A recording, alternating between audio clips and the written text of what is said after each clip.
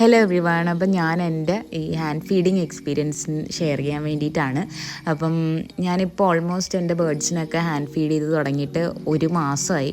അപ്പം എങ്ങനെയാണ് അതൊക്കെ സ്റ്റാർട്ട് ചെയ്തതെന്നും എങ്ങനെയാണ് അത് ഇതുവരെ എത്തിയതെന്നുള്ളതാണ് ഞാനിതിൽ പറയുന്നത്. അപ്പം ഞാൻ ഞാനിപ്പോൾ പറഞ്ഞ പോലെ 1 മാസമായി. അപ്പോൾ എൻ്റെ കയ്യിൽ ടോട്ടലായിട്ട് 14 ബേർഡ്സാണ് ഉള്ളത്. അതിൽ 9 ലവ് ബേർഡ്സും എന്നുവെച്ചാൽ ബഡ്ജീസും 4 ഫിഞ്ചും 1 ആഫ്രിക്കൻ ലവ് ബേർഡുമാണ് ഉള്ളത്. അപ്പോൾ റീസെൻ്റ്ലിയാണ് എൻ്റെ ആഫ്രിക്കൻ ലവ് ബേർഡിൻ്റെ ഒരു പെയർ പറന്നുപോയി. അത് പൂച്ച കേജ് തട്ടിയിട്ടിട്ട് പറന്നു പോയത്. അത് ഭയങ്കര അൺഫോർച്ചുനേറ്റായിട്ട് നടന്നൊരു കാര്യമാണ്. നമുക്ക് ഭയങ്കര വിഷമം തോന്നിയൊരു സമയമായിരുന്നു അത്. ഇപ്പം ഞങ്ങൾ പുതിയൊരു പെയർ വാങ്ങിച്ചു കൊടുക്കണമെന്നുള്ള ഒരു പ്ലാനിലാണ് കേജ് മാറ്റണം. അപ്പോൾ ഇവരെല്ലാവരും ഇപ്പോൾ ഒറ്റ കേജിലാണ് ഇട്ടേക്കുന്നത്. അപ്പം ഇവരുടെ കൂട് റെഡിയായി വരുന്നേ ഉള്ളൂ. വന്നതിന് ശേഷം വേണം ഫിഞ്ചിനെയൊക്കെ ഒന്ന് മാറ്റാൻ വേണ്ടിയിട്ട്.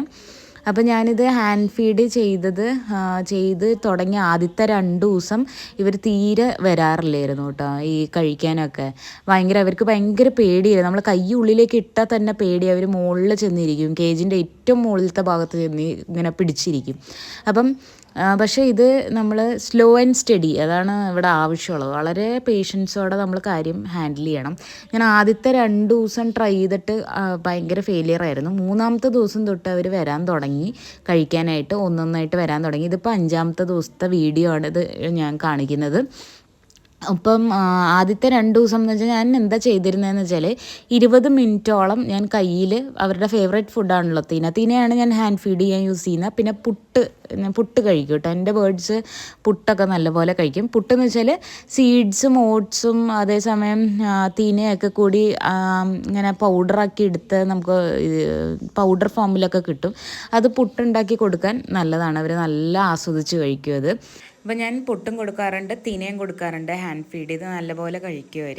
അപ്പോൾ ഞാൻ സാധാരണ 20 മിനിറ്റോളം ഈ കയ്യിൽ തിന എടുത്തിട്ട് ഞാൻ കേജിൻ്റെ അകത്ത് 20 മിനിറ്റ്സോളം കൈ ഇങ്ങനെ വെച്ച് ഇരിക്കും.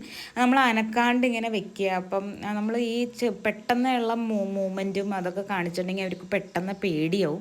അപ്പം നമ്മൾ സ്ലോലി അത് അവിടെ തന്നെ വെച്ച് കൊടുത്തുകൊണ്ടിരുന്നുണ്ടെങ്കിൽ അവർ സ്ലോലി വന്ന് അത് കഴിച്ചു തുടങ്ങിയാവും. അപ്പോൾ ഒരാൾ വന്ന് കഴിക്കുന്നുണ്ടെന്ന് കണ്ടു കഴിയുമ്പോൾ ബാക്കിയുള്ള ബേർഡ്സും കൂടി അവർക്ക് ധൈര്യം തോന്നും, ഒരാളെങ്കിലും കഴിക്കുന്നുണ്ടല്ലോ എന്ന് കണ്ടു കഴിഞ്ഞാൽ പതിയെ ബാക്കിയുള്ളവരും കൂടി വന്ന് കഴിച്ചോളും. അപ്പം നമ്മളങ്ങനെയാണ് പേഷ്യൻസോടെ ശാന്തമായിട്ടിരുന്ന് നമ്മൾ കൊടുക്കാൻ നോക്കുക. പിന്നെ അറ്റ്ലീസ്റ്റ് ഒരു 1 മണിക്കൂർ അല്ലെങ്കിൽ 30 മിനിറ്റ് ആയാലും കുഴപ്പമില്ല, നമ്മൾ ഈ ബേർഡ്സിൻ്റെ കൂടെ നമ്മൾ ടൈം സ്പെൻഡ് ചെയ്തിട്ടുണ്ടെങ്കിൽ അത്രത്തോളം അവർ നമ്മുടെ അടുത്ത് ഫ്രണ്ട്ലി ആയിട്ട് ബിഹേവ് ചെയ്യും.